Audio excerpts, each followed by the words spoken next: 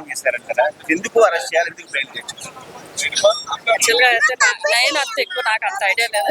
నేను సో ఆయన ఎందుకు దానికి ఎవరున్నారంట? రేవంత్ రెడ్డి అని చెప్తున్నారు, ఏదో చెప్తున్నారు చాలా స్టార్ అంటే ఎవరున్నారని నాకేం తెలియదు, కానీ యాక్చువల్గా అంటే నాకు అనిపించింది కొంచెం అంత సివియర్ గా తీసుకోవాల్సిన ఇష్యూ కాదని అనిపించింది. మన చర్చలు కూడా ఎప్పుడు ఎవరు ఏ హీరో అంటే ఈయన ఒక్కరికి జరిగి ఉంటే కనుక మనం సీరియస్ గా తీసుకోవచ్చు. సరే, ఇంతకు ముందు కూడా మూవీ రిలీజ్ అయినాయి, పార్టీ మీటింగ్స్ అయినాయి. సో అటువంటిప్పుడు కూడా ఇంత సీరియస్ గా తీసుకోలేదు కదా. సో ఈయన విషయంలో మటుకు ఎందుకు పర్టికులర్ గా అంత సీరియస్ గా తీసుకున్నారా అని అనిపించింది అంతే. మెగా ఫ్యాన్స్ అంటే ఒక మెగా పవర్ స్టార్ ఎట్లా అయితే ఆయన ఓన్ గా వచ్చారో, దాని తర్వాత ఈవెన్ రామ్ చరణ్ గారు కూడా రాకముందే ఈయన అంతటా ఆయన ఓన్ గా నిలబెట్టుకున్నారు బన్నీ.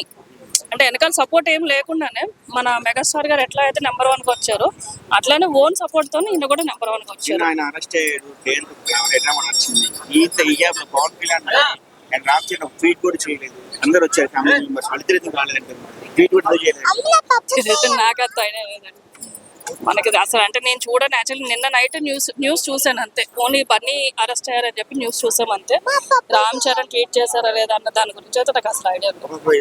నేషనల్ హీరోని అలా తీసుకెళ్ళడం, పోలీస్ వెహికల్ అలా తీసుకెళ్ళడం నాకేమనిపించింది అంటే నేషనల్ లెవెల్లో మనకి పరువు నిలబెట్టారు కదా. సో రేపొద్దున ఒక మైనస్ పాయింట్ కింద కనిపిస్తుంది కదా, ఇదే అనిపించింది అంతే.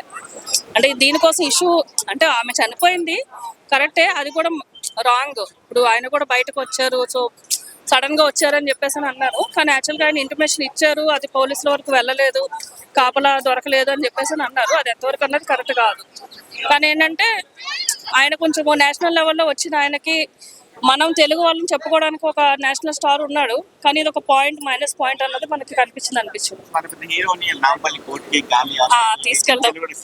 తీసుకెళ్ళి అంటే వాళ్ళు ఆపాలనుకుంటే ఎక్కడైనా ఆపేయచ్చు, కానీ కావాలనే ఆపలేదేమో అని అనిపించిందండి యాక్చువల్గా నాకు. ఓకే అండి.